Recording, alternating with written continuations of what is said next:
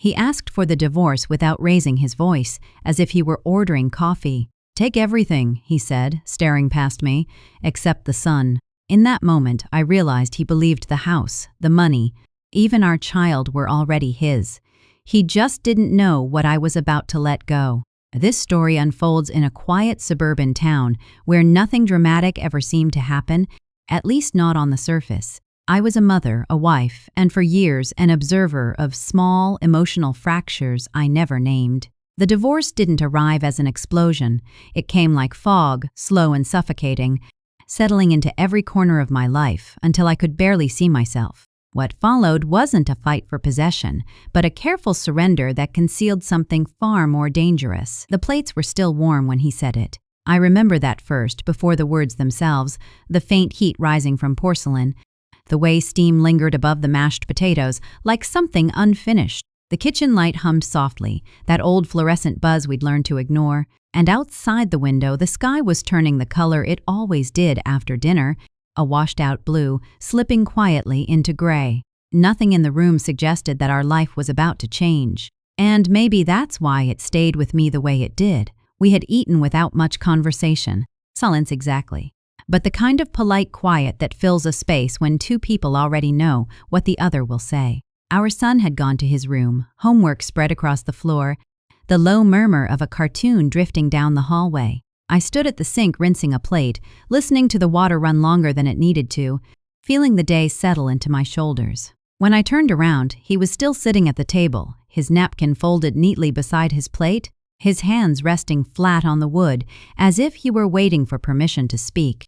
He didn't clear his throat, he didn't hesitate. He looked at me the way he always had when he thought he was being reasonable. "Yeah, I've been thinking," he said, his voice even, careful. "And I think it would be best if we got a divorce." The word landed softly, like it had been set down rather than dropped. Divorce, not sharp, not loud, just there. I dried my hands slowly, buying myself a few seconds, though I didn't know what I needed them for. I sat down across from him, noticing the small scratch on the table between us, the one our son had made with a toy car years ago. He watched me closely but not anxiously, more like someone watching a clock, confident it would keep moving forward. He spoke again before I could say anything, as if silence might complicate things. "I don't want this to turn ugly," he said. "We can do this the right way." I nodded, not because I agreed, but because nodding felt easier than finding my voice. He took that as encouragement. "You can have the house," he continued, his hands lifting slightly as he spoke, palms open, generous the savings. "The car, all of it. I don't want to fight over things." I watched his fingers as they moved, steady and deliberate, counting up pieces of our life as if they were items on a list he'd memorized. There was no tremor in them, no uncertainty, just calm. "All I want," he said, lowering his hands back to the table, "is our son." The room felt smaller then, though nothing had changed. The light was the same, the hum continued. Somewhere down the hall, our son laughed at something on the screen, unaware of how carefully his future was being spoken into existence. I looked at my husband's face, searching for something I might have missed. A flicker of doubt, flick grafari mighties, heft. A flicker, a crack in the certainty, but there was none. He had already decided how this would go. I waited for the rush of emotion everyone talks about, the anger, the panic, the instinct to argue. But what came instead was a strange stillness. Like the quiet that settles just before a storm decides to pass you by. My chest felt tight, but not enough to take my breath. My thoughts slowed, arranging themselves around one simple observation. He had been planning this for a long time. It was there in the way he spoke, the order of his requests, the confidence with which he offered me everything else. He wasn't negotiating. He was presenting a solution, one he believed I would accept, because in his mind it was fair, generous even. I thought about the years behind us, the small compromises, the conversations that never quite finished, the way decisions had slowly become his domain without either of us naming it. I thought about how often I had nodded then, too. How often I had let things move forward because stopping them felt harder. He waited for my response, his eyes steady on mine. The silence stretched, long enough that the hum of the light seemed louder, more insistent. I could feel the warmth of the plate in front of me through the table, grounding me in the moment. I didn't argue. I didn't ask him how he could say it so calmly, or why he thought our son was something that could be separated from everything else. I didn't remind him of late nights, of scraped knees, of the way our child reached for me without thinking. None of that came out. Instead, I nodded just once, small, controlled. For the first time, something flickered across his face, not fear but surprise. He hadn't expected it to be that easy. I saw his shoulders relax, the tension he'd been carrying easing as he took my nod as agreement, as surrender. "Thank you," he said quietly. "I knew you'd understand." The word hung between us, heavier than anything else he'd said. I wondered what he thought it meant, and whether he would still use it if he knew what ... was already forming in the quiet space behind my eyes. I stood up then, collecting the plates as if the conversation had been about nothing more than schedules or bills. My hands didn't shake. I was careful not to let them, At the sink, I ran the water again, watching it cloud briefly with soap before clearing, over and over, like a rehearsal for letting things go. Behind me, he pushed his chair in, the legs scraping softly against the floor. He didn't come to help. He didn't touch my shoulder. He simply left the room, already moving on to whatever came next in the version of the future he had written for himself. I stayed there a while after the water was off, listening to the house settle into its nighttime sounds. The tick of the clock, the distant murmur of our son's television, the refrigerator cycling on and off, indifferent to human decisions. Count? When I finally turned away from the sink, the kitchen looked exactly the same as it had before he spoke. Same light, same table, same quiet. And every night, but I knew something fundamental had shifted, something he believed was firmly in his favor. Genikos. As I walked down the hallway to check on our son, I felt the weight of my nod settle into me, not as regret, but as resolve. Giving someone exactly what they ask for can look like surrender. It can sound like agreement, but sometimes it's just the first step in letting the truth reveal itself, slowly, in its own time. I paused outside my son's door, my hand resting against the frame, listening to his steady breathing now that the cartoon had ended. In that moment, I understood something with a clarity that surprised me. This wasn't the end of anything. It was the beginning of him believing he had already won. The rain had already stopped by the time I reached his office, but the smell of it lingered everywhere, clinging to wool coats and old carpet like a memory that didn't know when to leave. The building sat back from the street, narrow and brick, with windows that reflected the gray sky instead of letting it in. When I opened the door, a small bell chimed overhead, tired and obliging, as if it had rung too many times for too many people carrying similar news. His office was quieter than I expected, no phones ringing, no voices behind thin walls. Just the low hum of a space heater tucked beneath a desk and the slow ticking of a clock that sounded older than both of us. I sat down across from him, folding my hands in my lap, noticing the faint indentation on the leather chair where others had sat before me, waiting to say things they never thought they would have to say out loud. He didn't rush me. That was the first thing I noticed. He waited until I had settled, until my breathing had evened out enough to sound normal, before he uncapped his pen and asked me to explain what brought me in. The pen was heavier than it looked, metal instead of plastic, and when he rested it against the paper, it made a soft sound that seemed too loud in the stillness. I told him about the kitchen, about the plates still warm.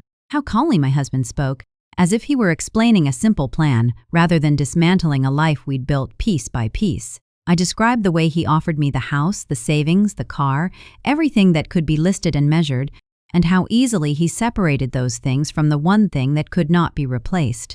The lawyer nodded as I spoke, writing only occasionally, letting long stretches pass where the pen hovered above the page, undecided. The office smelled faintly of old paper and something damp, like rain drying slowly on fabric. Somewhere near the door, a coat hung from a hook, the sleeve darkened where water hadn't yet evaporated, and I found myself staring at it when my voice threatened to falter. Canked. When I reached the part about our son, the pen slowed, not stopped entirely, just slowed enough that I noticed. I said it plainly, without emphasis, the way I had practiced in my head on the drive over. I told him that my husband wanted full custody, that he had asked for everything else to be placed in my name, that I had agreed. This time the pen stopped. The lawyer looked up at me then, really looked at me, and his expression shifted just slightly. The the way a face does when concern arrives quietly, without drama. He leaned back in his chair, the leather creaking under his weight, and folded his hands over the notebook, as if to keep it from hearing what came next. "Yet, are you sure you understand what you're agreeing to?" he asked. His voice wasn't sharp. It wasn't accusatory. It carried the careful tone of someone who had learned, over years, that people don't always need to be told they're wrong, only reminded that they're allowed to reconsider. I met his gaze and felt an unexpected calm settle in me, not relief exactly, but something steadier. "Yes," I said. "I understand." He studied me for a moment longer, as if waiting for the rest of the sentence to arrive. When it didn't, he asked another question, slower this time, as though pacing mattered. And you want to proceed this way?" I nodded. I told him I wanted my husband to have everything he asked for. All of it. I didn't soften the words. Though I didn't qualify them. I said them the way they existed inside me, fully formed and unmoving. Erga Saman Khan. The clock ticked on. The clock ticked. The heater hummed. Outside, a car passed, tires hissing softly over wet pavement. The lawyer exhaled through his nose, a sound barely audible, and picked up his pen again, though he didn't write right away. "People often make decisions like this when they're tired," he said gently, "when they've been holding things together for a long time and just want the tension to stop. Sometimes those decisions feel clear in the moment, and later they feel very different." I listened without interrupting. His words didn't feel like a warning so much as an offering, something he was placing on the table between us to see if I would take it. I thought about exhaustion, about the quiet kind that doesn't come from lack of sleep but from years of small concessions, of swallowing thoughts before they reached the tongue. "I know," I said, "and I meant it." He nodded once, accepting that answer even if he didn't fully believe it. He asked a few more questions then, practical ones about timelines and paperwork, about where I would be staying and how communication would be handled. I answered calmly, surprised by how steady my voice remained, as if it belonged to someone else who had rehearsed this conversation long before I ever arrived. At one point he paused again, pen resting against the page, and said, "Clarity and exhaustion can feel very similar." "Akarat mam bata." The sentence stayed with me. It settled somewhere deep, not uncomfortable, just present. I didn't respond right away, and he didn't press me for one. Some things don't require agreement, only acknowledgement. When the meeting ended, he stood and offered his hand, his grip firm but not forceful. He told me to call if I had questions or doubts, or if anything changed. His voice carried a kindness that felt undeserved, given how little I had explained of my reasoning. I stepped back into the hallway, the bell chiming again behind me, and the smell of rain followed me out. The sky was still gray, but lighter now, the clouds thinning in places as if deciding whether to stay. I stood on the steps for a moment, letting the cool air touch my face, listening to the distant sounds of the street, reclaiming its rhythm. As I walked to my car, I replayed the lawyer's pause in my mind, the way his pen had slowed, the way his eyes had searched my face for something I hadn't given him. Doubt, perhaps, or fear, something recognizable. But what I felt instead was a quiet certainty, fragile but intact, like glass held carefully in both hands. I wondered, not for the first time, whether certainty always looks reasonable from the outside, or if it sometimes resembles madness until time catches up and explains it. I drove away without turning on the radio, third ear, letting the road noise fill the space where my thoughts wanted to race. The office disappeared behind me, swallowed by traffic and distance, and with it the last opportunity to be talked out of my decision. By the time I reached the edge of town, the rain began again, light and steady, tapping against the windshield in a rhythm that felt almost deliberate. I followed it home, carrying with me the image of that paused pen, and the knowledge that sometimes, when everyone else hesitates, moving forward is the only way to stay true to what you already know. You care. The house was quiet in a way that felt intentional, like it was holding its breath. Late afternoon, light slipped through the front windows at a low angle, stretching across the floorboards and stopping just short of my feet. Dust moved slowly in the air, visible only if you stood still long enough to notice it. I rested my hand against the wall near the entryway, not for balance, but because it felt wrong to begin without touching something that had held us for so long. Kyam.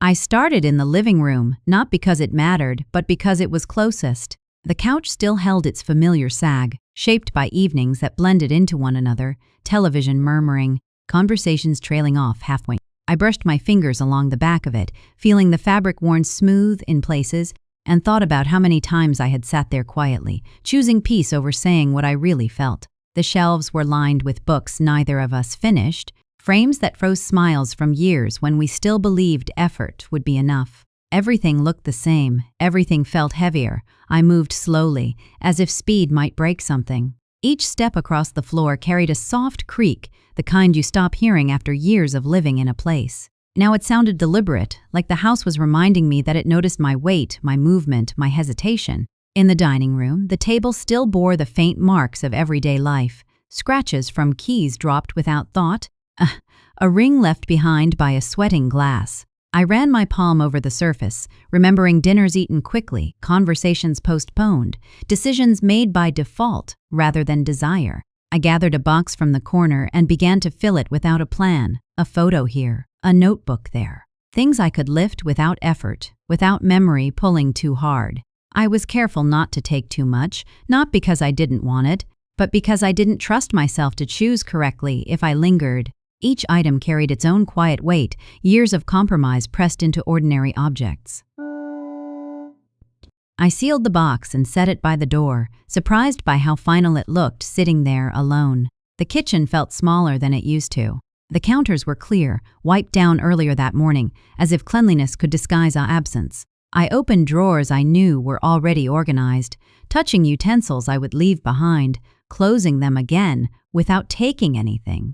The refrigerator hummed steadily, unconcerned. I leaned against the counter for a moment, listening to that sound, grounding myself in its constancy. This room had witnessed arguments spoken under breath, apologies made too late, silence stretched thin. Now it simply waited.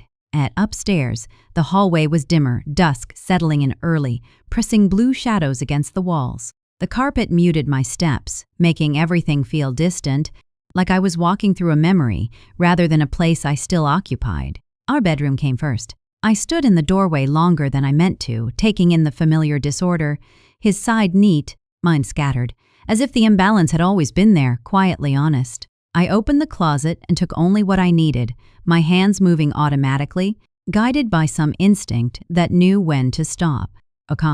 The walls here held too much, late-night conversations that went nowhere, decisions made by exhaustion, promises spoken with good intentions and left unfinished. I didn't touch them again. I closed the door gently behind me, careful not to let it click too loudly, as if that might be taken as a challenge. Heck. At the end of the hall was my son's room. Aninina Satstir. I paused there, one hand on the frame, feeling the smooth paint worn thin by years of small hands and passing bodies. Inside, the light was softer, filtered through curtains he had chosen himself, patterned with shapes that once felt important. His bed was unmade, sheets tangled from sleep and hurried mornings. Toys lay scattered across the floor, mid-story, waiting patiently for him to return and finish whatever game he had abandoned. I didn't step inside right away. Standing there, I felt the full weight of what I was leaving behind settle into my chest.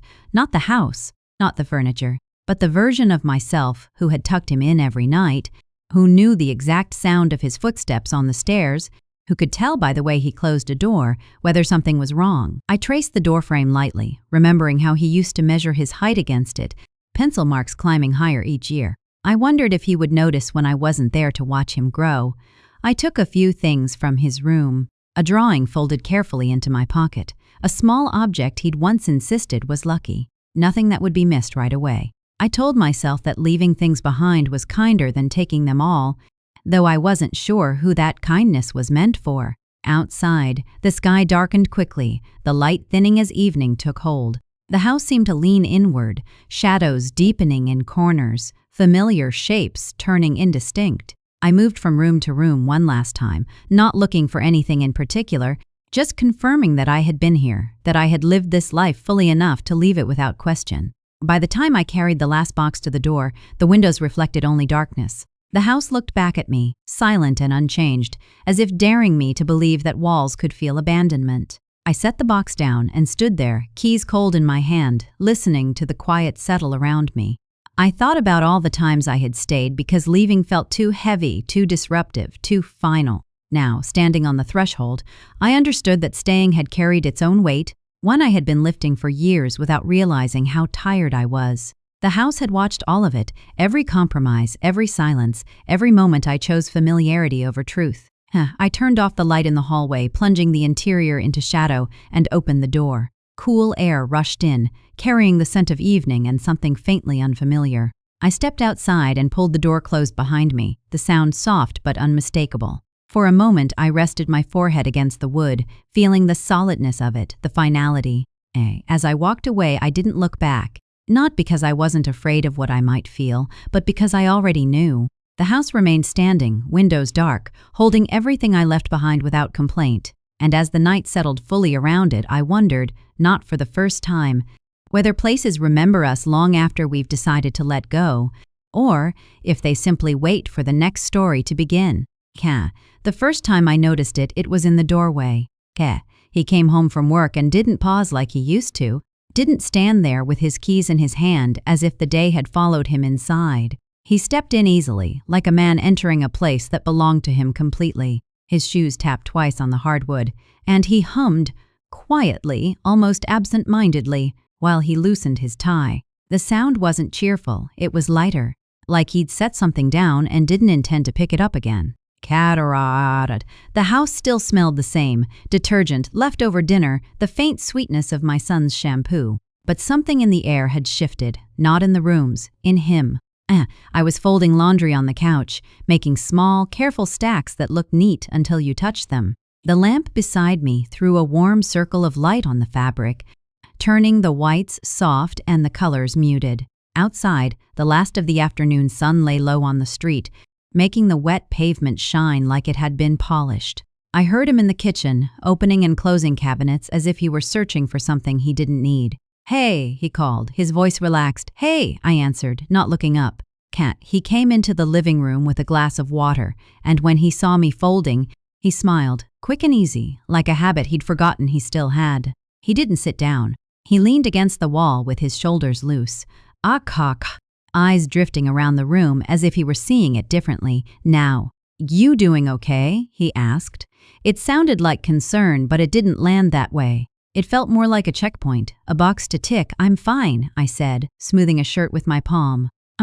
He nodded, satisfied, and took a sip of water. "I talked to Mark today," he said, and his tone was casual, like he was telling me about traffic. He knows a guy who's got a place opening up near his building. 2 bedrooms, nice area. I'm thinking once everything's finalized, I'll move quick. No point dragging it out. He said everything's finalized like it was a date on a calendar, like it was something that would arrive whether I was ready or not. I folded another shirt and placed it on the stack. My hands moved slowly, deliberately, as if the pace of my body could keep my mind calm. That's good," I said. He smiled again, a little wider this time, pleased by my response. "See?" he said. "This is what I mean. You're being reasonable. I really appreciate that. Reasonable." That word became his favorite in those weeks. He used it the way people use warm blankets, raw bed offers, pulling it around himself whenever the conversation drifted too close to discomfort. Reasonable meant quiet. It meant compliant. It meant he didn't have to look too closely at what he was doing or what he was taking. In the days that followed, he grew lighter in small, visible ways. He laughed more often, short bursts at things that weren't that funny. He started whistling when he made coffee, tapping the spoon against the mug like he had time to spare. He stood a little straighter. His shoulders weren't tense in the morning. He didn't sigh when the mail arrived. And he talked, openly, easily, about his plans. One night he stood at the counter scrolling through his phone while I rinsed dishes, the water running steady and loud enough to cover most of what we weren't saying. He showed me pictures of apartments like he was showing me options for a vacation. "This one's got a balcony," he said, tilting the screen toward me. "And look, there's a gym downstairs." I could start going again. I glanced at the photos, all clean lines and staged furniture, a kind of life that looked untouched by history. I said. He didn't notice my lack of enthusiasm, or maybe he did and decided it didn't matter. "Now, it's going to be simpler," he said, mostly to himself. "No fighting. No. Constant tension. Just clean. like a slate, like a cut. Then, he spoke about restructuring his life, as if the life we'd had together was a messy room he was finally allowed to reorganize. He talked about work promotions he might chase, hobbies he might pick up, friends he'd fallen out of touch with, but could now reconnect with. He even joked once, half smiling, that he might take a trip somewhere warm. "You should, too," he said, like generosity was something he could still afford once you get settled. "You'll have the house and the car and all that. You'll be fine, all that." Ebbe. He said it like those things were enough to replace the weight of waking up and not hearing your child in the next room every morning. Sometimes he thanked me directly. Kent, we'd be walking past each other in the hallway, and he'd say, "I'm glad you're not making this hard."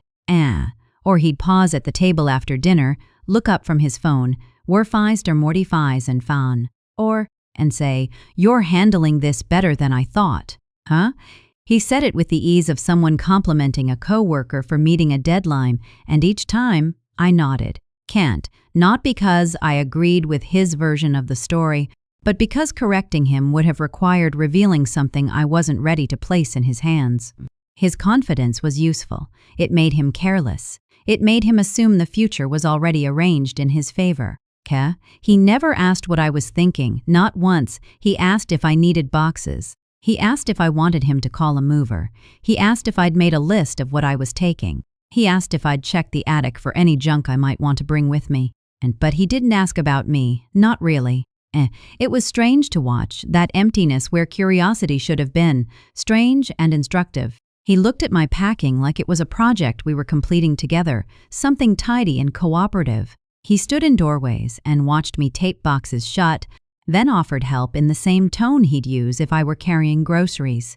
"Want me to get that?" he'd ask, reaching for a box. "No," I'd say gently, "I've got it." "Hey." He would shrug and walk away, satisfied that he'd offered. That was his kindness now, an offer without investment. One afternoon, while my son was at school, I carried a box down the stairs, careful with my footing, and I found my husband in the living room, sorting papers at the coffee table. He looked up and smiled, eyes bright. "I talked to my lawyer," he said. "He said this is going to go smooth, especially since you're not contesting anything. Smooth? Like a road with no bumps, like a river with no rocks." "Yo, that's good," I said, and set the box by the door.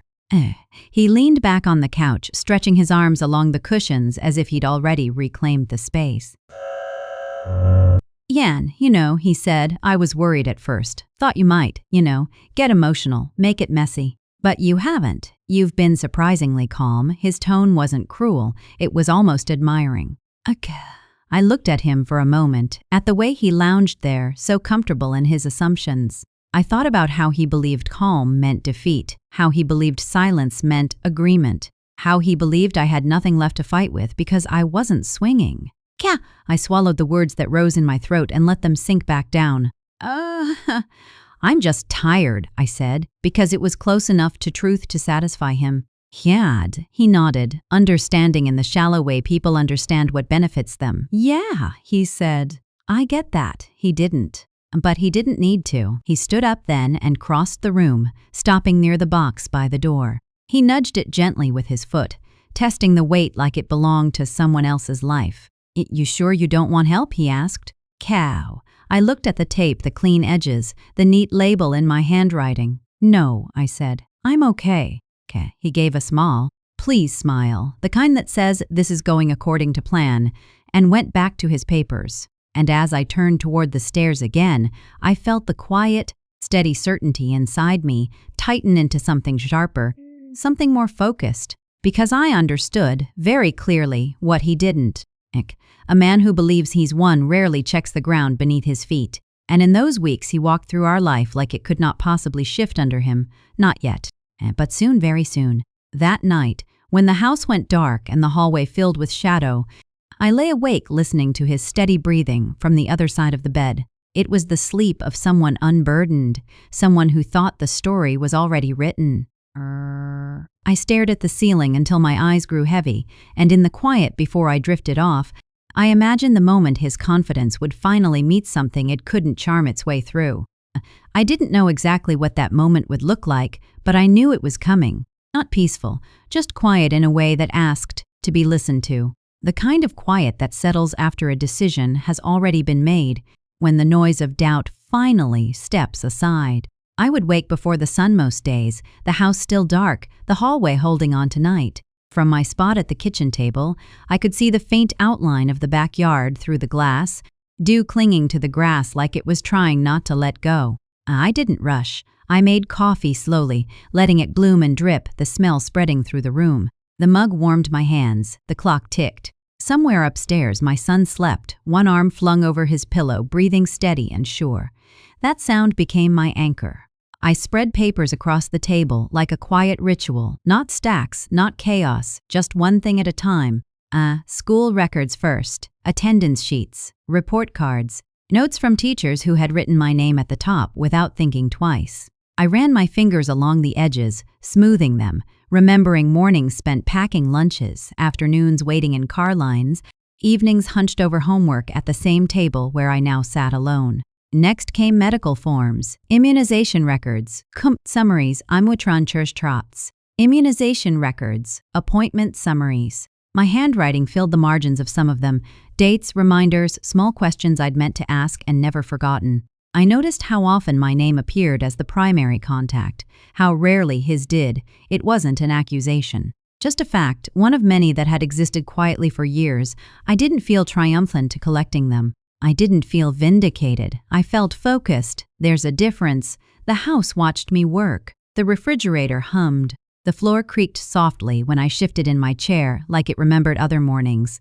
Rushed ones, loud ones where I'd complained about being tired without knowing how tired I could really be. Now, the fatigue had sharpened into something useful. It kept me from drifting. It kept me exact. I found old messages next, printed them out carefully, dated exchanges, schedules confirmed and canceled, conversations where responsibility passed hands without ceremony and stayed there, nothing dramatic, no shouting in text form, no threats, just patterns, repetition, the slow accumulation of truth. I stacked them neatly and slid them into a folder. He never noticed any of this. He walked past the table with his phone in hand, coffee already poured by someone else, and asked if I needed more boxes. He asked if I'd seen the tape. He asked if I wanted him to call the movers again to confirm. "Yurke," I said no. I TD Seversion to Sejaneg. I said no. I said no, always no, because what I was gathering didn't make noise. It didn't look like preparation. It looked like paperwork. It looked like the boring part everyone assumes will sort itself out. In the afternoons, when the house filled again with light and movement, I tucked everything away. I cooked dinner. I listened. I nodded. I answered questions about schedules and logistics like I was reading from a script he'd already memorized.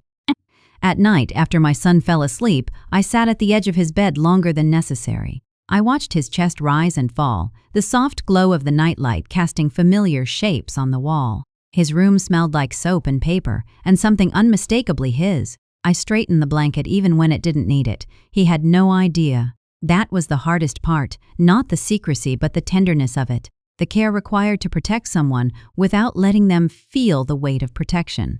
I kissed his forehead lightly, careful not to wake him, and stood there a moment longer, memorizing the way the room felt with him safe inside it. Down the hall, the house settled. Those nights, I slept lightly, not from fear, but from alertness. My mind moved through lists without urgency. I reviewed what I had, what I still needed, what mattered, and what could be left behind. I felt no anger toward my husband. That surprised me at first. Anger would have been easier, louder. Instead, there was clarity. One afternoon, I met with another lawyer, briefly, quietly, in an office smaller than the first, with windows that let in too much light and chairs that were uncomfortable by design. I didn't bring everything with me, just enough to confirm what I already suspected. He looked through the document slowly, asked a few questions, made no promises. "You're being very careful," he said finally. I nodded. "I'm not trying to change anything," I told him. I just need to know I'm seeing this clearly." He leaned back in his chair, hands folded, and studied me the way people do when they realize you're not there to be rescued. Clarity can look strange from the outside," he said, "especially when it doesn't come with noise." I thanked him and left. On the drive home, the sky stretched wide and pale, clouds drifting without purpose. Traffic moved easily. The world hadn't slowed for my careful steps. That felt important to remember. Nothing I was doing would stop time. It would only shape what waited on the other side of it. Back at the house, my husband was on the phone, laughing. He waved when he saw me, mouthing something about dinner plans. I waved back and carried my bag upstairs, passing the door to my son's room, where a drawing was taped crookedly to the wall. Saint Dam. Stick figures, a sun in the corner, all of us present. I paused there, hand resting against the wood. No guilt, only resolve. That evening, after the dishes were done and the house went quiet again, I returned to the table. I opened the folder once more, checking each page like a lullaby, reassuring myself through repetition. Everything was there. Everything mattered. I thought about surrender, how people imagine it as weakness, as collapse, as laying down arms and waiting to be overtaken. But surrender can also be precise. It can be strategic. It can look like giving someone everything they asked for, because you know they didn't ask the right questions. I slid the folder into my bag and placed it by the door, out of sight, but within reach. The house lights dimmed automatically, one by one, until only the kitchen glowed softly behind me. I stood there, listening to the quiet, to the steady, unremarkable sounds of a life still being lived. Down the hall, my son shifted in his sleep. I closed my eyes and breathed in. This wasn't revenge. It wasn't anger. It wasn't even hope. Not exactly. It was preparation. And as I turned off the last light and let the darkness settle, I understood something with a calm that felt almost unfamiliar. Sometimes the strongest move is the one no one sees coming. Especially when they're certain you've already given up. The house settled into evening the way it always did, slowly, almost politely. Dishes dried in their rack. The dishwasher hummed. The dishwasher hummed once and went quiet. Outside, the sky dimmed in layers, blue folding into gray. Gray into something softer and harder to name. I stood at the sink longer than necessary, watching the reflection of the kitchen light ripple faintly in the window. The glass itself was breathing. My son was at the table, pushing peas around his plate with the careful seriousness of someone pretending not to think too hard. His feet didn't reach the floor yet. They swung slightly, back and forth, tapping the chair leg every few seconds. The sound was small, steady. I memorized it without meaning to. He didn't look at me when he asked. Can mom, he said, voice quiet but clear. Why does everything feel different? I turned off the thought. The sudden silence felt loud. I sat across from him and waited, not because I didn't know what he meant, but because I wanted him to finish in his own way. He picked at the edge of his napkin, folding and unfolding the same corner until it softened. Dad laughs more now, he added, but he doesn't really listen. The words landed gently, like they were testing the ground before deciding whether to stay. He still wasn't looking at me. His eyes were fixed on the table, on a faint scratch in the wood shaped like a question mark if you tilted your head just right. I took a breath and kept my voice even. Sometimes, I said, adults make choices before they know how to explain them. He frowned slightly, thinking that over. Is it because of me? He asked. The room felt smaller then, not tighter, just closer, like the walls had leaned in to hear my answer. No, I said immediately. Too quickly, I softened it. No, it's not because of you. He nodded, absorbing that, though I wasn't sure he believed it yet. Children are good at hearing tone more than words. I reached across the table and covered his hand with mine. His fingers were warm, sticky from dinner. Grown-ups sometimes choose paths that make sense to them, I continued, even if they don't feel good to everyone else right away. He finally looked up at me then. His eyes were searching, not afraid, curious, as if he were trying to solve a puzzle with missing pieces and wondering if I had them hidden somewhere. Will I still see you every day? He asked. The question was simple. That was what made it hard. I didn't answer right away. I squeezed his hand gently and stood up, pulling him into me before he could pull back. He fit against me easily, his head resting under my chin the way it always had. I felt his breath against my neck, steady and trusting. The smell of him, soap, fabric softener, something sweet from dessert, rose up and wrapped around me. I held him longer than usual, long enough that he noticed. Mom, he murmured. I'm here, I said, into his hair.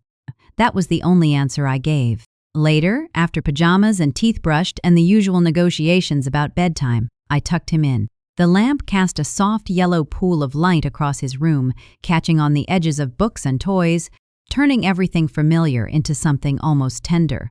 He lay on his side, facing the wall, blanket pulled up to his chin. "You're not mad, right?" he asked. "Tantang for Tongkans," he asked suddenly. "No," I said. "I'm not mad. Dad says you're being really nice," he said. "He said you're helping him," I swallowed. "I'm doing what I think is right," I said carefully. He seemed satisfied with that. Children don't always need full explanations. They just need to know the adults are still holding the shape of the world steady. When I turned off the light, he was already half asleep. I stood in the doorway for a moment, watching his chest rise and fall, the shadow of his eyelashes resting against his cheek. The hallway behind me was dark, quiet. The house felt stretched thin, like it was holding more than it was built for. That night, I didn't go to bed right away. I sat on the couch with the lamp off, the television dark, the room lit only by the streetlight outside. Shadows moved slowly across the walls as cars passed, brief flashes of motion that reminded me time was still moving even when everything else felt suspended. I replayed his question over and over. "Will I still see you every day?" It echoed differently each time. Sometimes it sounded hopeful, sometimes afraid, sometimes practical, like a scheduling concern. I wondered how many versions of that question lived quietly inside him, waiting for answers he didn't yet know how to ask. Down the hall, I heard my husband laugh softly at something on his phone. The sound floated toward me and faded, leaving behind a thin, uncomfortable silence. I noticed how easily his laughter came now. How little it seemed to cost him. I thought about protection. How people imagine it as something loud and forceful, standing in front of danger, raising your voice, drawing lines, but real protection often looks like stillness, like holding your child and not answering the question they aren't ready to carry the truth of yet, like making decisions quietly so their world doesn't have to shake before it needs to. Herka? I went to my son's room again before bed. He was asleep, one arm thrown above his head, the blanket twisted around his legs. I adjusted it gently, smoothing the fabric the way I had since he was small. He didn't stir. I sat on the edge of the bed and listened to the house breathe. The air vent clicked softly. The floor creaked somewhere behind me. The walls held everything, without comment. I rested my hand on the mattress, feeling the warmth that lingered where he lay. How do you protect a child without making them feel like they're being moved? The question didn't need an answer yet. It only needed patience. I stood and turned off the nightlight, leaving the door cracked the way he liked it. In the hallway, I leaned against the wall for a moment, pressing my forehead into the cool paint, letting the weight of the evening settle fully into me. Somewhere between exhaustion and resolve, I understood something with a quiet certainty. He didn't need me to explain the future. He needed me to remain steady inside it. As I walked back toward my room, the house stayed silent, watching. And in that silence, I promised myself that whatever came next, whatever shifts, whatever rooms, whatever schedules, I would make sure my son never felt like a thing being passed from hand to hand, only like a life being carefully held. And as I closed my door and the darkness gathered, I knew the questions would keep coming. Just not all at once, not yet.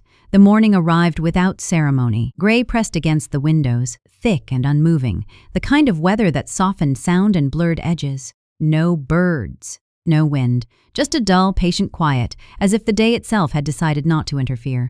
I stood in the bathroom with the light off, letting the dim glow from the hallway spill in, studying my reflection like it belonged to someone I used to know. I dressed simply, no jewelry, no jacket that felt like armor, just clothes that fit and didn't ask to be noticed, fabric soft from years of washing, shoes worn enough to remember my steps. I tied my hair back and left it there, unremarkable, practical. I didn't want to look strong. I didn't want to look fragile. I wanted to look real. And down the hall, my son slept through it all. His door was closed, his world still intact for a few more hours. I paused there longer than necessary, listening to the steady rhythm of his breathing through the wood. I pressed my palm against the door, feeling the faint vibration of life on the other side, then stepped away before the moment could root me in place. My husband was already awake.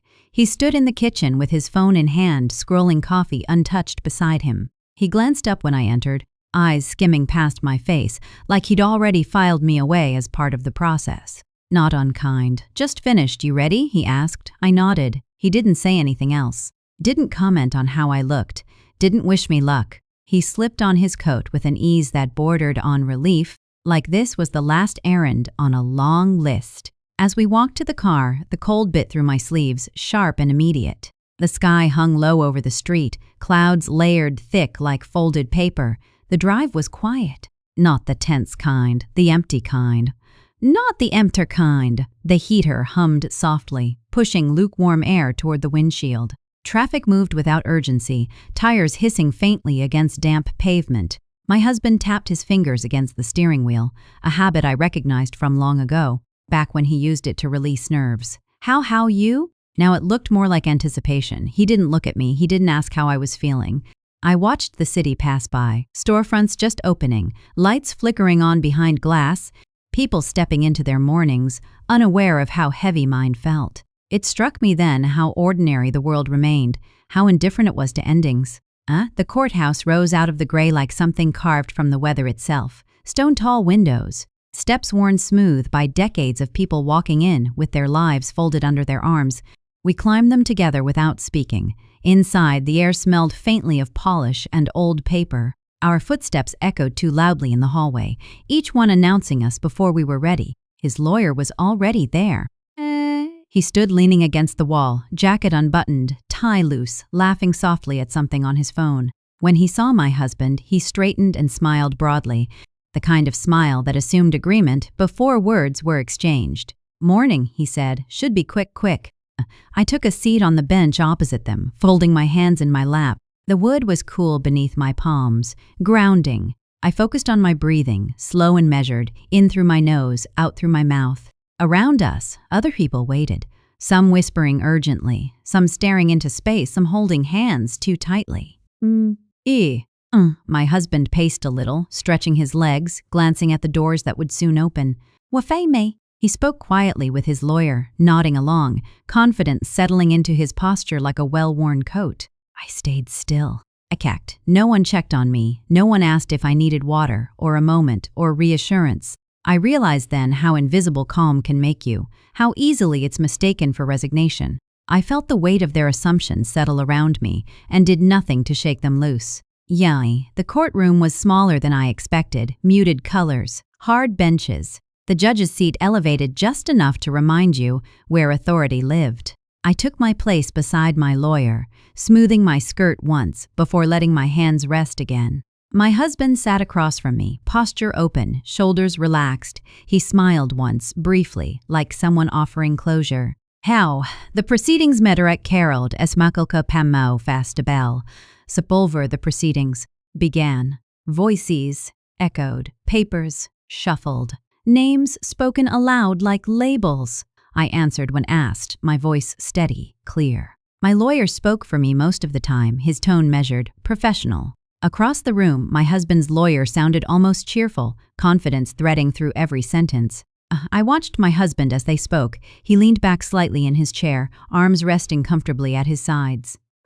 He looked like someone waiting for confirmation of something he already believed. Relief hovered around him, close enough to touch. I wondered if he noticed my calm, if he mistook it for defeat. Why does calm feel so dangerous when everyone else expects panic? The judge paused at one point, eyes moving slowly over the documents in front of him. The room grew quieter, the air thickening as if something unseen had entered.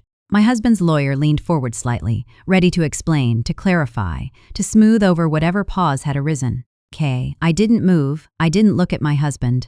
Cancel. I focused on the grain of the wood in front of me, on the faint scratch that ran parallel to the edge, wondering how many hands had traced it over the years while waiting for their own moments to pass. The pause stretched, just long enough to matter. My husband shifted in his seat, the first sign of restlessness I'd seen all morning. His lawyer cleared his throat softly. Somewhere behind us, a bench creaked as someone adjusted their weight. Then the judge spoke again, voice even, unreadable. I felt the room tilt. Not violently, not suddenly, but enough to register. Enough to know this wasn't unfolding exactly as my husband had imagined. I remained still, my breathing unchanged, my expression neutral, the calm held. And in that moment, I understood something with striking clarity. Calm isn't the absence of fear, the presence of preparation. As the hearing continued, I stayed where I was, anchored by the quiet work done in the shadows, by the choices made without spectacle. My husband watched the judge now, his smile thinning, confidence adjusting itself, trying to find its footing. I didn't reach for him. I didn't reach for anything. I simply waited. When the judge finally recessed, we stood together in the aisle, close enough to feel the warmth of each other's coats. My husband exhaled sharply, a sound caught somewhere between relief and confusion. He glanced at me then, really glanced, as if seeing me for the first time that morning. "You okay?" he asked. I nodded. "I'm fine," I said, and for the first time he didn't look certain. "Ka?"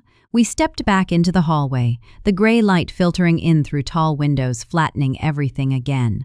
His lawyer spoke in a lower voice now, expression less animated. My lawyer met my eyes briefly, gave the smallest nod. Nothing was finished, not yet.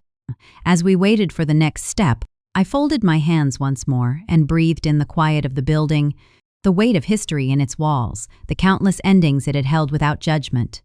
This was the final morning, not because it ended everything, but because it ended his certainty. Hafteverhafte Kaffers. And as the doors behind us closed softly, I knew the calm I carried wasn't fragile at all. It was dangerous, and it was just beginning to be seen. The papers made a sound when they moved. Not loud, just a soft, dry whisper, like leaves shifting against one another. It carried across the table and settled into the quiet of the room. I watched them pass from hand to hand, thin stacks aligned carefully, corners tapped straight as if neatness could soften what they carried inside. The courtroom felt colder now, not in temperature but in presence. The kind of cold that makes you aware of your breathing, of how still you are sitting, of how every movement feels observed. I kept my hands folded in my lap, fingers laced loosely, palms warm where they touched. The wood beneath me was smooth, worn by years of people sitting just like this, waiting to see which version of their life would walk out with them. So, my lawyer spoke first. His voice was steady, professional, shaped by routine. He outlined the agreement calmly, methodically, as if reading instructions that had already been accepted. He didn't look at me as he spoke. He didn't need to. We had said everything that needed saying long before this moment. And across the table, my husband listened with a faint smile tugging at the corner of his mouth. Not smug, just relieved. The kind of smile that arrives when someone believes the hard part is over. When the terms were laid out, assets, timelines, responsibilities, he nodded along, shoulders relaxed, eyes drifting briefly toward the ceiling, like he was already imagining the next chapter. He glanced at me once, quick and approving, as if to say thank you for making this easy. His lawyer slid a document forward. A pen followed. That pen became the loudest thing in the room. It hovered above the page for a moment, waiting for the expected resistance that never came. My husband reached for it confidently, his fingers closing around the barrel without hesitation. The judge watched quietly, expression unreadable, eyes tracking movement rather than emotion. I watched the pen touch paper. The ink flowed smoothly. My husband smiled then, openly, fully, for the first time in weeks. It was the kind of smile people wear when they feel seen by success, bas pam, when they believe they have navigated something difficult without losing control. He leaned back slightly in his chair, exhaled through his nose, relief settling visibly into his frame. I didn't react. I didn't need to. My lawyer finished speaking and placed another document on the table. This one thinner, less dramatic in appearance. An attachment. Easy to overlook if you weren't expecting it. He slid it forward without comment, his hand steady, his movements precise. The judge picked it up and paused. The room changed in that pause, not abruptly, not enough for anyone to name it right away. But it changed all the same. The air thickened, subtle and undeniable, like a shift in pressure before a storm that doesn't announce itself with thunder. The judge read silently. His eyes moved slower now, scanning lines that required more attention. His fingers adjusted the pages slightly, aligning them again, as if he needed the physical order to match the cognitive one forming in his mind. My husband's lawyer leaned forward instinctively, brow creasing just a little. The pen stopped moving. Not my husband's pen, the other one, the one in his lawyer's hand. It froze mid-note, hovering above the pad as if waiting for permission to continue. Silence stretched. Not the comfortable kind, the kind that asks questions. The judge turned a page. My husband shifted in his seat, the movement small but noticeable. He glanced at his lawyer, expecting reassurance, a nod, something familiar. His lawyer didn't look back right away. His attention was fixed on the document now resting between the judge's hands. What is this? The judge asked finally. His voice was calm, neutral, curious in the way authority often is, less emotional, more precise. My lawyer answered. He didn't raise his voice. He didn't emphasize anything. He simply explained what the document was and why it was included. Dates, records, clarifications, nothing inflammatory, nothing dramatic. Just detail. I watched my husband's smile fade, not disappear but falter, like a light dimmed unexpectedly. Confusion crossed his face first, then something else, a searching look. He leaned forward now, mirroring his lawyer's posture, trying to see what he had missed. The judge continued reading. Kept page after page, each turn of paper sounded louder than the last. The courtroom held its breath. I stayed still, my gaze resting on the edge of the table, on a small nick in the wood where something sharp had once pressed too hard. I traced its shape with my eyes, grounding myself in its permanence. The urge to look at my husband tugged at me, but I resisted it. This wasn't about watching his reaction. This was about letting the truth speak without interruption. My husband's lawyer cleared his throat softly. Your Honor, he began, then stopped, recalibrating. He glanced down at his notes, then back at the document, as if seeing it clearly for the first time. His confidence had thinned, not vanished, but altered, reshaped into something more cautious. The judge raised a hand gently. Give me a moment, he said. That moment stretched, long enough for discomfort to settle into the room like a second presence. My husband's foot tapped once against the floor. He stopped it immediately, catching himself, straightening his posture as if discipline alone could restore certainty. His hands folded together on the table, knuckles whitening slightly. He didn't smile anymore. The judge looked up at last.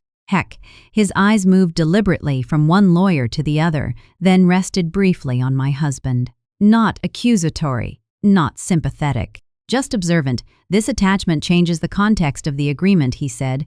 The words were simple, their impact was not. My husband blinked. Once, twice. His lawyer started, then paused, choosing his words carefully now. We were not aware of. The judge nodded. That's clear, he said. I felt it then. Not triumph, not relief. Shift the certainty my husband had worn so comfortably finally met something solid enough to resist it. The overlooked detail, the quiet record, the thing that had existed all along without needing to announce itself. I thought about the mornings at the kitchen table, the folders, the careful order, the patience required to let things remain invisible until the moment they needed to be seen. The judge asked more questions, mismurted ones.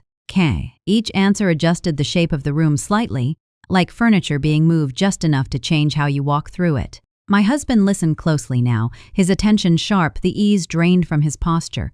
He looked at me again. This time, his expression was unreadable. I met his gaze briefly, then looked away. The judge set the papers down. We'll need to revisit certain assumptions, he said calmly. This isn't as straightforward as it appeared. No one argued. The silence that followed was different from before. Not empty, not expectant. Resleet. As the session paused, I exhaled slowly, realizing only then how tightly I'd been holding my breath. My hands were still folded steady. Nothing about me had changed outwardly, everything had shifted inward.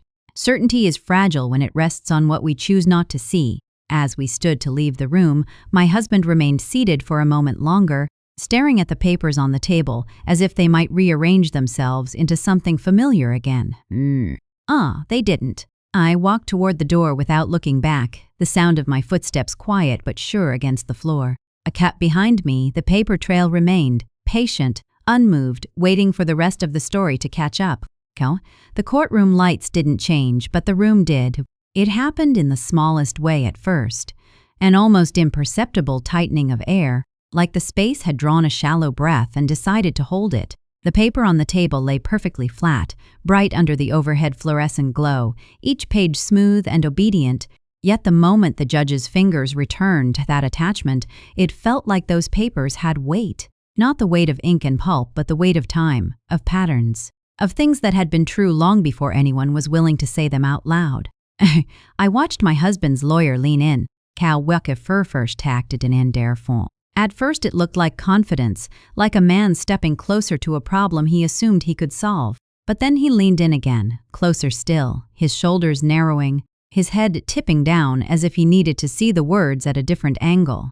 The chair beneath him creaked once, a sharp little complaint in the quiet. His pen was in his right hand, the same pen that had been moving steadily only minutes earlier, filling the page with quick notes and routine checkmarks. Now it hovered above the paper, uncertain the point didn't touch down.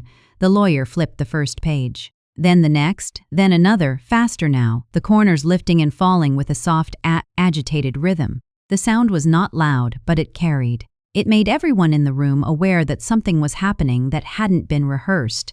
My husband sat very still. He had been smiling before, open and sure, like a man receiving a gift he believed he had already earned. That smile was gone now, not torn away, just slowly drained. As the pages turned and turned again, his expression shifted into something strained, like he was trying to keep a mask in place while the straps loosened. Ha! He looked at his lawyer, waiting for the familiar nod, the calm reassurance. The quick explanation that would return the world to the shape he expected, but his lawyer didn't look up. He kept reading. I stayed quiet, my hands still folded in my lap, fingers woven together the way they had been all morning. I felt the warmth of my own skin, the steadiness of my pulse. I anchored myself in sensation because the room was changing in a way that made time feel unreliable. Across from me, my lawyer sat with the kind of stillness that comes from knowing the sequence of events. Zero. He didn't watch my husband. He watched the judge. He watched my husband. He watched the judge. He watched the process. And the Samförpåfövertransköpt. He knew the truth didn't need to be dressed up. It only needed to be placed on the table. The judge's face remained calm. He was not a man drawn to drama. His eyes moved with slow precision, like someone tracing a familiar road in the dark. He read a paragraph, paused, then returned to the beginning of it as though the first pass had revealed something that required a second look. The courtroom was filled with small sounds, the kind you usually ignore, a swallow, a shifting coat sleeve, the quiet scrape of a shoe against tile. They all felt louder now because nobody was talking. My husband cleared his throat softly, a sound that tried to remind the room he was still in control of himself. It didn't work. He straightened his spine, pulling his shoulders back, and set his hands on the table, as if posture alone could restore certainty. Lawyer turned another page. The speed of it suggested urgency, but the tightening at the corners of his mouth suggested something else entirely. His confidence wasn't cracking with noise. It was evaporating quietly, leaving behind a pale, brittle concentration. Cam. The judge looked up briefly. Counsel, he said, voice even. Is this timeline accurate? It was a simple question. Kamai. But the way he asked it reframed the air. Timeline, accurate, words like that don't accuse. They don't judge. They simply pull the ground out from underneath assumptions, asking everyone to step carefully. My husband's lawyer blinked, then forced a small smile that didn't reach his eyes. Yen, Your Honor, he began, and his voice was different now, less smooth, more cautious. I need a moment to review. The judge nodded once, granting it without expression. My husband's eyes flicked to me. There was something in his gaze, confusion first, then irritation, like he believed I had broken a rule he didn't realize existed. He didn't speak, but his face asked the question, his mouth refused to form. What is this? I didn't answer. I met his eyes briefly, then looked back down at the table. Ekent. In my mind, I saw the kitchen table at home, the morning light, the folders, the patient stacking of documents he never noticed because they didn't look like weapons. They looked like boring details. They looked like nothing, and that's always been the danger of truth. It doesn't announce itself until you're forced to look at it. The judge returned to the pages, one hand resting lightly on the paper as though grounding it. He asked another question, calm as a bell. Why does the proposed custody arrangement conflict with prior agreements documented here? That question didn't just poke at the edges. It reached into the center of everything my husband believed he had secured. Prior agreements, documented. Here. I felt my husband inhale sharply, a quiet intake that barely moved his chest but shifted his entire presence. For a moment he looked like a man stepping onto a stair he assumed was there, only to find empty air. U.S. Tat. His lawyer's face drained of color in slow motion, not a dramatic blanch. Just a subtle draining, like the blood had decided it had other places to be. His lips pressed together. Jaw tightened. He flipped back to an earlier page and read again, slower, as if the second reading might produce a different reality. My husband whispered, barely audible. "What's going on?" His lawyer didn't answer him right away. That silence was loud. Hey, it was the silence of a man who cannot protect the narrative anymore because the narrative has started protecting itself. The facts were on the table now. They were not emotional. They did not need tone or emphasis. They simply existed, patient and unmovable. The judge set the pages down gently. He didn't slam them. He didn't sigh. He just placed them flat, palms resting lightly on either side, and looked directly at my husband. "My concern," he said, "is that this agreement appears to have been structured under assumptions that don't reflect the documented caregiving history." Caregiving history. Those two words sat in the room like a door closing.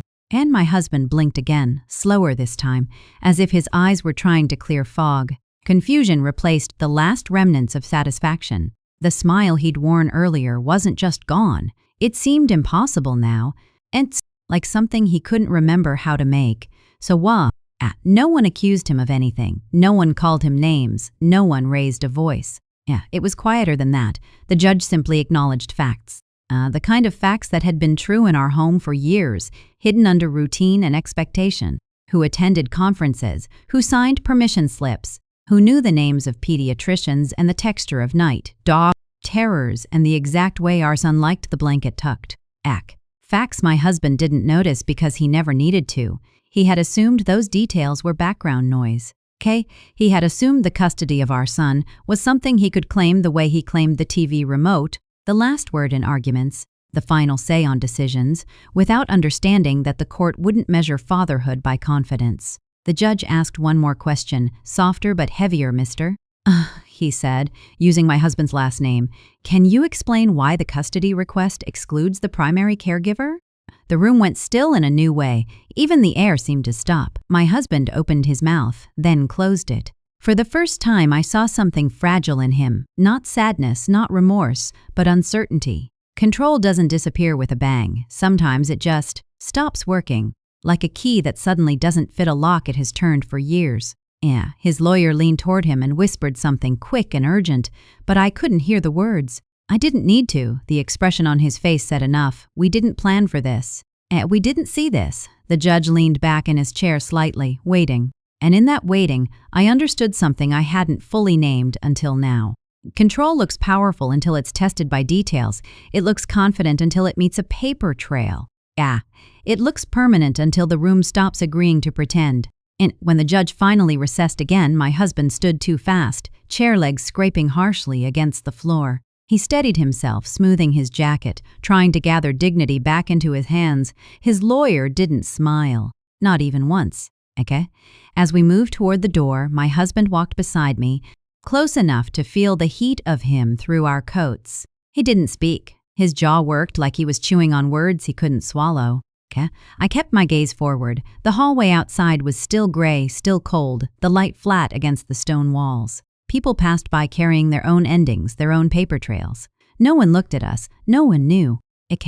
But I felt it in my bones. Something had shifted, not with shouting, not with vengeance, and just with the quiet, undeniable weight of truth. And as we waited for the next part, I thought, not cruelly, but clearly, when did control begin to look so fragile? And maybe it always was. Maybe it only needed the right light to show it. The judge's voice didn't rise.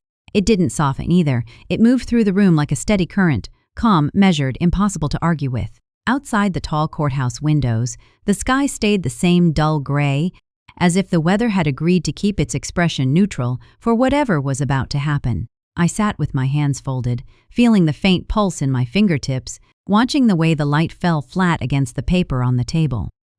Everything looked ordinary. That was the strange part. A life can change while the fluorescent lights keep humming, while pens stay capped, while a bailiff shifts his weight quietly in the corner. The world doesn't announce the moment you stop being who you were yesterday. It just continues. The judge looked down at the documents again, then up, eyes moving from lawyer to lawyer, and finally landing briefly on my husband.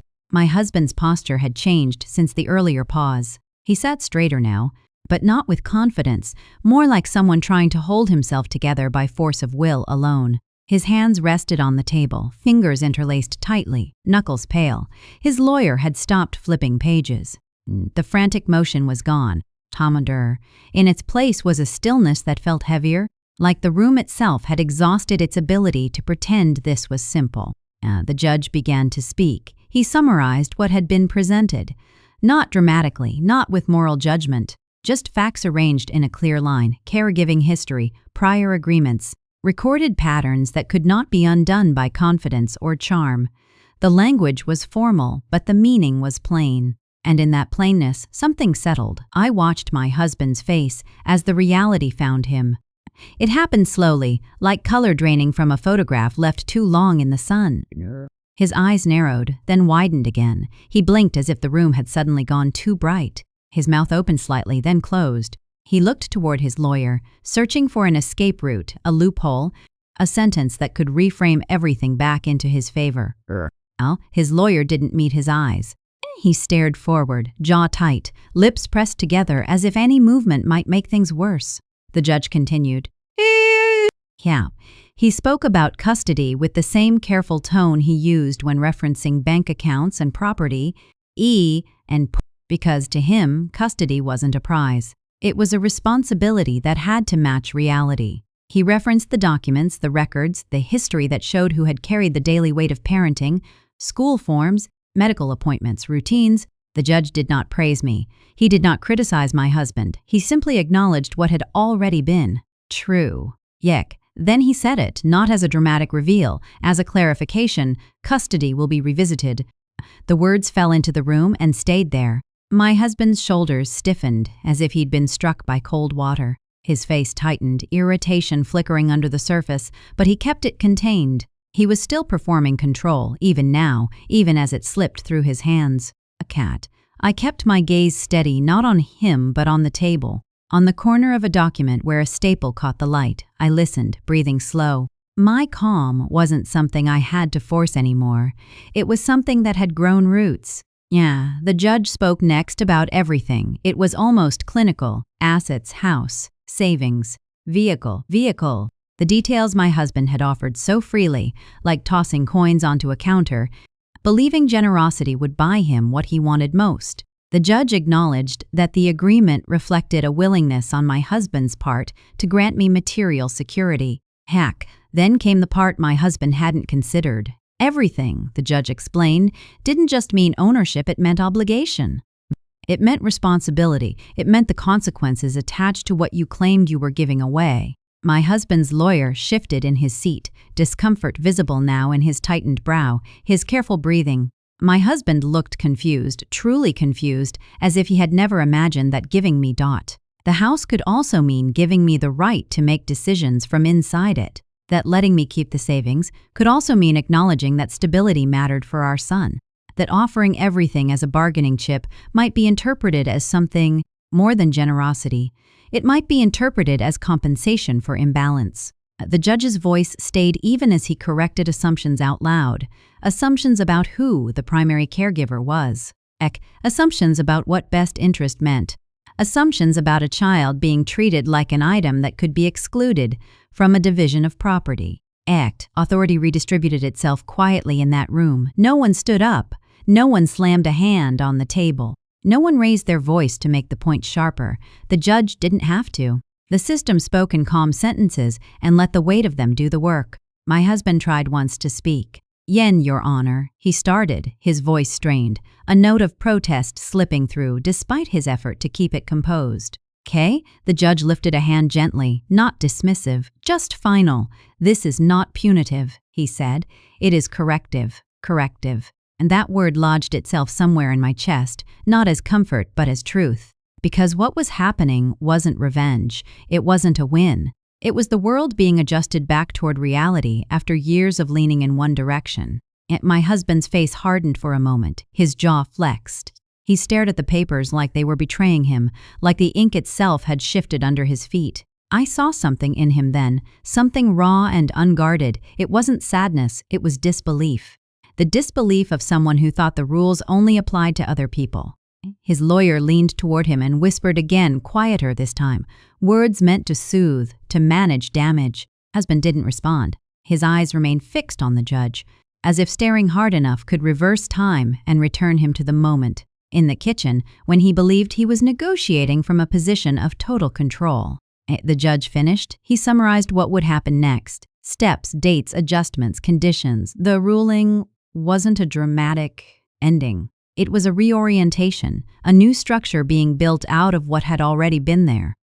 When the judge finally set his pen down, the sound was soft, but it felt like a door closing. We rose when instructed. Chairs shifted. Papers were gathered. The bailiff's shoes squeaked faintly as he moved. My lawyer placed a hand lightly on my arm, not celebratory, just grounding. He didn't smile. He didn't need to. Across the aisle, my husband remained frozen for a beat too long. Then he stood, slower than before, like his body was lagging behind his mind. Nound. He adjusted his jacket, a reflexive attempt to restore order to something that could not be smoothed with fabric. As we moved toward the hallway, our paths briefly aligned. My husband walked beside me, close enough that I could smell his cologne, faint and familiar. He didn't look at me at first. When he did, his eyes were sharper now, searching for something. Anger to blame, smugness to punish. He found neither. He found only my quiet. And for a moment that seemed to unsettle him more than anything the judge had said. In the hallway, his lawyer spoke to him in tight, controlled whispers. My lawyer spoke to me with the same professional calm he'd had all morning, explaining next steps like a checklist. I listened, nodding, my mind strangely clear. Victory didn't arrive in that hallway. Relief didn't either. What arrived was something quieter and heavier, a settling, the truth taking its place. I thought about the word everything again. How easily it had been offered, how cheaply it had been spoken, and how, in the end, it had meant far more than he intended, because everything wasn't just property. It was consequence. It was accountability. It was the quiet recognition that parenting cannot be separated from daily presence, and that power cannot be claimed without history. As we stepped toward the courthouse doors, the gray light pressed against the glass. The air outside was cold and clean. My breath fogged briefly as I exhaled, and as I paused on the top step, looking out at the street where people kept walking as if nothing had happened, one question floated through me, soft and steady. What does victory look like when it was never the goal? Maybe it looks like calm. Maybe it looks like walking forward without needing anyone else to understand why. And maybe it looks like the next chapter, waiting just beyond the doors. The courthouse doors opened with a low, tired sound, like they'd done this too many times to remember any single ending. Cold air rushed in immediately, clean and sharp, pressing against my face and filling my lungs in a way that felt almost medicinal. It smelled like rain had passed through earlier and left something honest behind. Badspur haprofax de 40. I paused just outside the threshold, letting the door swing shut behind me, their weight settling into place without drama. The street looked unchanged. Cars moved slowly through the intersection. A woman waited at the crosswalk, coffee steaming in her hand. Somewhere, a bus exhaled and pulled away. Life continued, unbothered by what had just been decided inside stone walls and fluorescent light. I stood there a moment longer than necessary, grounding myself in the ordinary movement of the world. That's when I saw them. My sister stood near the curb, her coat pulled tight against the cold. One foot angled slightly inward the way she always stood when she was waiting. Beside her was my son. He held a book against his chest, one he'd clearly already finished, his finger tucked between pages out of habit rather than need. He was watching the doors, scanning faces, patient but alert. When he saw me, his posture changed instantly. Not dramatic, just attentive, like a light turning on in a room that already felt safe. I walked toward them slowly, aware of every step, every breath. The concrete beneath my shoes felt solid, dependable. My sister's eyes met mine, asking a question without sound. I answered it with a small nod. She didn't smile. She didn't ask anything else. She simply stepped back, giving us space the way she always had. My son didn't speak either. He just reached for my hand. His fingers were small and warm, fitting into my palm with a familiarity that caught in my throat. I closed my hand around his gently, feeling the steady pulse there, the quiet assurance of it. He leaned into my side as we turned toward the car, book still clutched against him like a shield. "Did it take long?" he asked, voice casual, as if we'd just come from a grocery store instead of a courtroom. "A little," I said. "Coder furl." He nodded, satisfied with that answer. We walked without looking back. I knew my husband hadn't come out yet. I could feel the absence behind us, like a shadow that hadn't decided whether to follow. For a moment, I wondered if he was still inside, gathering himself, or if he'd slipped out another door to avoid this final crossing of paths. It didn't matter. What mattered was the weight, or rather, the lack of it. Calm. Each step felt lighter than the one before, not joyful, not triumphant, just unburdened, like I'd set something down without realizing how long I'd been carrying it. The car waited where my sister had parked it earlier, its windows reflecting the pale sky. She opened the back door for my son, then the front for me, her movements efficient and quiet. When we were settled, she glanced at me once more. "You good?" she asked. I nodded again. "I am." Yeah? She didn't question it. She didn't need to. She closed the door gently and walked around to the driver's side. As the car pulled away from the curb, I watched the courthouse recede in the side mirror. Its shape grew smaller, less imposing, until it blended back into the city like it had never been anything more than another building. The air inside the car warmed slowly, heater humming softly, fogging the edges of the windows. My son opened his book again, flipping pages absent-mindedly. Eyes skimming lines. He already knew. I watched him from the corner of my eye, noticing how relaxed he seemed, how easily he settled into the present moment. Children have a way of doing that, of trusting the now, when the adults around them have done their job well. Can't, Steve. Ugh.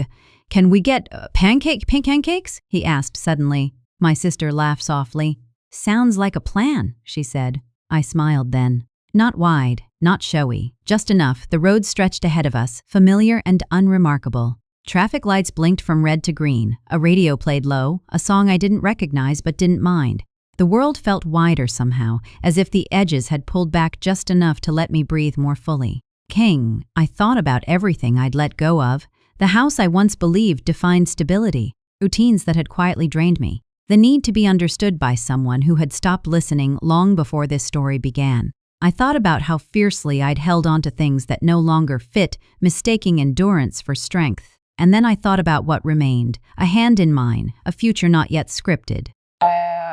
The quiet confidence that comes from choosing intention over reaction. When you finally let go of everything, what do you gain instead? Not happiness necessarily, not instant peace, but clarity, space, the ability to move forward without dragging the past behind you like a heavy suitcase with a broken wheel.